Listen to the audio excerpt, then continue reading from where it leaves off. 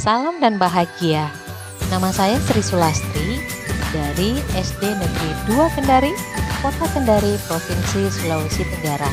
Melalui program Semangat Guru yang kedua, pada seri belajar Semangat Guru 2, saya mengikuti latihan mandiri tentang motivasi dan merdeka belajar.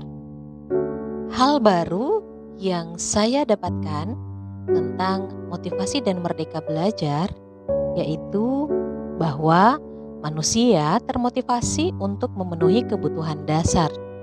Di antaranya kebutuhan aktualisasi diri, kebutuhan harga diri, relasional, rasa aman, dan kebutuhan fisiologis.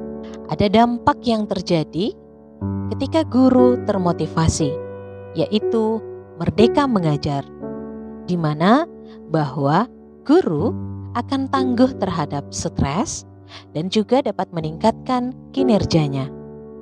Ketika guru dapat termotivasi, maka tentu akan berdampak kepada murid, di mana murid juga dapat termotivasi, sehingga murid merdeka belajar.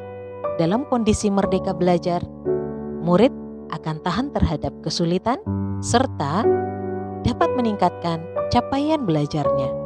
Pada murid yang merdeka belajar, mereka akan komitmen pada tujuan yang akan dicapai, mereka akan mandiri pada cara mereka, dan dapat melakukan refleksi secara berkala. Pada lembar aksi 1 telah membantu saya melakukan refleksi mengajar. Tujuannya adalah untuk mengenali kebutuhan diri, menyadari kebutuhan sebelum menentukan sikap, dan menetapkan tujuan yang berorientasi pada proses, bukan hasil akhir.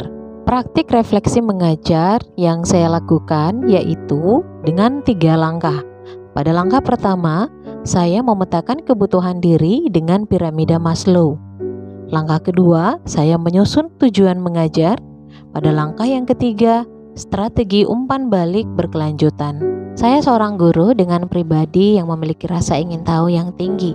Olehnya itu, saya selalu mencari informasi tentang transformasi pendidikan yang tentu akan mempengaruhi motivasi saya dalam melakukan praktik baik.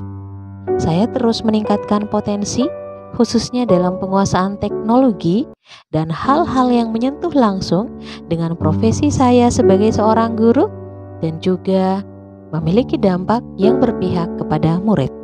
Kebutuhan fisiologis di kelas, saya mendapatkan dukungan dari pimpinan, teman sejawat di sekolah, paguyuban kelas yang kompak, murid yang antusias dalam belajar, serta pengalaman, inovasi, dan prestasi dalam bekerja. Mengenai kebutuhan rasa aman di kelas, diantaranya pimpinan, teman guru, baik di tempat saya bertugas maupun dari komunitas guru seperti guru penggerak, PGRI, dan rekan guru di KKG. Pada kebutuhan relasional, saya membangun relasi yang baik antara guru dan murid. Caranya yaitu dengan menciptakan komunikasi yang baik, berempati, dan saling memotivasi.